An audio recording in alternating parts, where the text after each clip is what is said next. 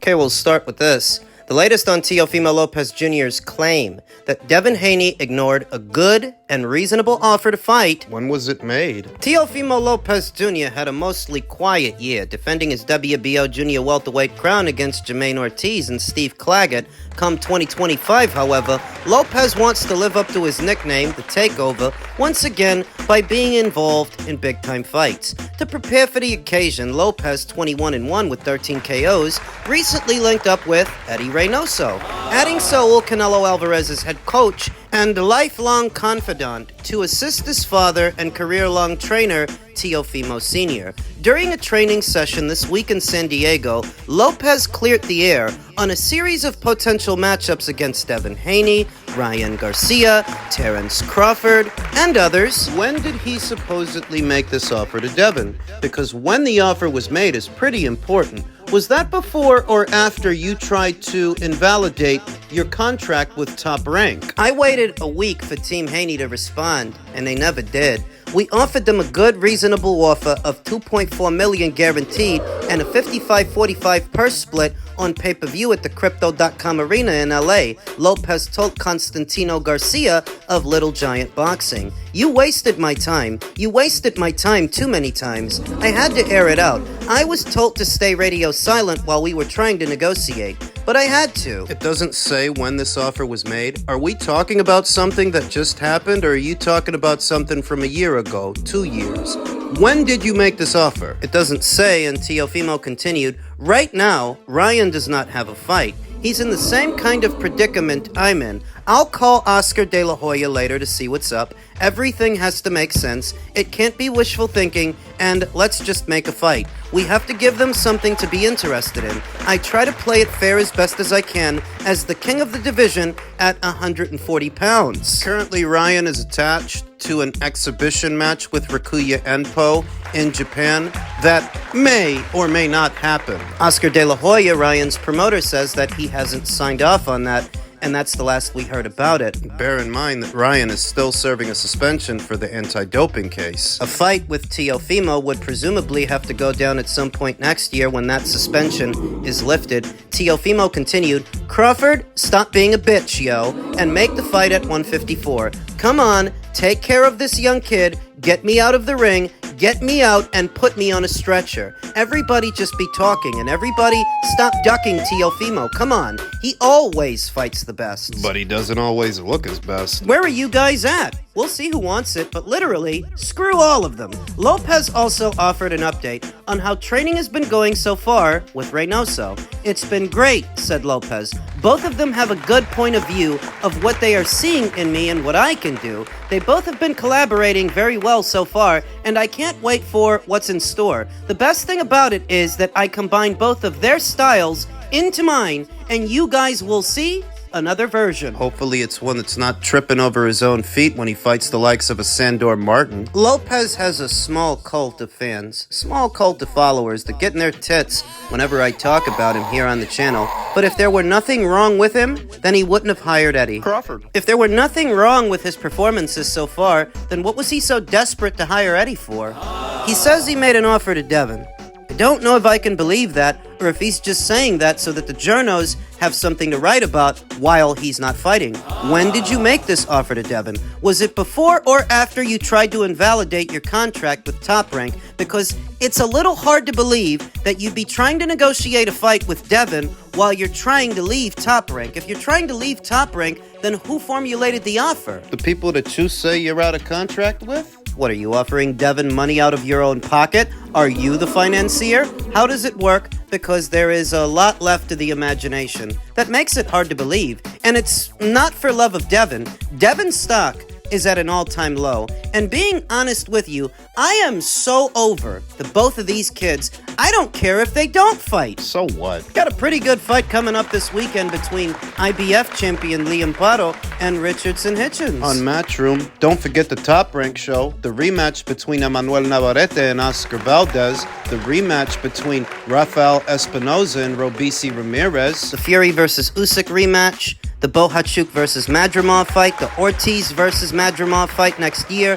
the big Saudi show. There's a lot going on in boxing that the world won't cease to exist. The world won't stop because Teofimo's not fighting. Don't flatter yourself. Who even cares if you made Devin an offer and he turned his nose up at it? Not that I believe you, because I don't. And the Crawford stuff. So many conversations in the sport of boxing only exist because all the common sense is removed. Crawford. No, I don't think a guy who struggles with Sandor Martin, Jermaine Ortiz, or Steve Claggett is any threat to Terence Crawford. When you call him out, I don't even believe you're being serious. You're still at 140. He's at 154. Why would he be worried about you? You lost to George Kambosos, and you never got your lick back. Where's your common sense? I'm supposed to believe that a guy that loses to George Kambosos at 135 is a threat to Terence Crawford at 154 because of how great he's been looking? Out of the 5 fights that Teofimo has had in the super lightweight division, he's looked bang average in 4 of them. The only time he looked all right at 140 was in a Josh Taylor fight. But context is key. Josh Taylor should have lost to Jack Catterall a year before he fought Teofimo. He was coming off a year of inactivity and an injury, so that when you look good against him, and that's the only time you looked good at 140, in hindsight, it's not saying much. His bad performances outnumber his good ones. Maybe that's why Turkey never elected to use him on one of his Riyadh season shows, because I was wondering about that. Why didn't Turkey ever offer this guy a fight on one of those big Saudi shows? Maybe it's because he's been looking bang average. Maybe it's because he seems like just another fighter, just any other fighter. Another mouthy American who thinks he's God's gift to boxing. Spare me. You can fight Devin, or you cannot fight Devin. Devin can fight you, or he cannot fight you. I am over it! I'm done. There are too many good fights happening to worry about the ones that aren't. Sit out the rest of next year, why don't you? Do it! Elsewhere in the division, as it pertains to fighters who are fighting and fights that are happening, Jack Catterall is waiting on Liam Paro before plotting his next move. Jack Catterall has had a few weeks to recover from October's decision win over former champion Regis Prograis and is ready to begin planning a big 2025. In recent days, Catterall has revealed that his preparations for the fight had been severely hampered by damaged ribs and a heavy cold. The fight itself wasn't exactly straightforward either. Catterall, 30-1, should be 31-0, 13 KOs, took a count for the first time in his career, but dropped Prograis twice and pulled away down the stretch to earn an exciting, hard-fought win. With Louisiana's Prograis now in his rear-view mirror, the 31-year-old Catterall can look back on the fight as a job well done. Yeah, I think it went well, Catterall told Boxing Scene. I did what I needed to do. I don't think it was my greatest performance. That said, he's a former 2-time world champion. It was a good fight, a tough fight, but I got the win. His record speaks for itself. He's a very strong fighter, and I knew in the first round he definitely carries knockout power. That's obviously why he's got so many knockouts on his record, but I always was confident that I had the ability and the boxing brain and the toughness to beat him. Jack Catterall's got a few options. He can go the WBO route and take on unbeaten Arnold Barboza for a mandatory slot, or he can continue to wait for the winner of this weekend's fight, more specifically, Liam Paro. Fresh on the heels of his win over Regis Prograis, Catterall's fight with Prograis was the first boxing event to be held at the new Co-op Live Arena in Manchester, England. After outboxing Jorge Linares and battling to a crucial victory in his grudge match with Josh Taylor, Catterall was making his third successive headline appearance. Proof positive that he is now one of Britain's leading attractions. Catterall spent years looking for recognition but kept plugging away until he earned it. He isn't the type to crave the spotlight, but he does like to be rewarded for his efforts. Center of attention is the wrong way of putting it, but it was a nice feeling to be able to headline the Co-op Arena and really put what's been a frustrating few years behind me now, he said. To have the momentum after the last couple of fights I've had, and then to get a big fight in my hometown, so to speak, it was a good feeling. Catterall's priority now is to secure that elusive world title belt. He will be back in Manchester in February, but although the opponent won't be confirmed for a few more weeks, it does seem to be shaping up as a fight with serious world title implications. Australia's Liam Paro, 25-0 with 15 KOs, the IBF junior welterweight title holder, will defend his title against Richardson Richens, 18-0 with 7 KOs in Puerto Rico this Saturday, making it unlikely that he would be willing or able to turn around so quickly, but there is another option. Last week, the WBO ordered a final eliminator between Catterall and Arnold Barboza, 31-0 with 11 KOs. With WBO title holder Teofimo Lopez debating whether to move up to welterweight, a fight between Catterall and Barboza could end up earning the winner a bigger prize than a mandatory challenger spot. But, having come this far, Catterall isn't going to leap into a decision. He will sit back and see what happens over the next couple of weeks before deciding which route to pursue. I get the sense that he wants Liam. Liam specifically. Richardson Richens, not so much. The issue is that Jack wants to get back out there early next year, perhaps too soon for Liam Paro, and Liam Paro may be tied to another fight if he wins. If he keeps the red belt this weekend, he may face his countryman, George Cambodia, in a big Aussie showdown. Now that DAZN have purchased Foxtel in the land down under, that makes them a major player in Australia. George Cambosos just signed to Matchroom, and he's set to make his Matchroom debut.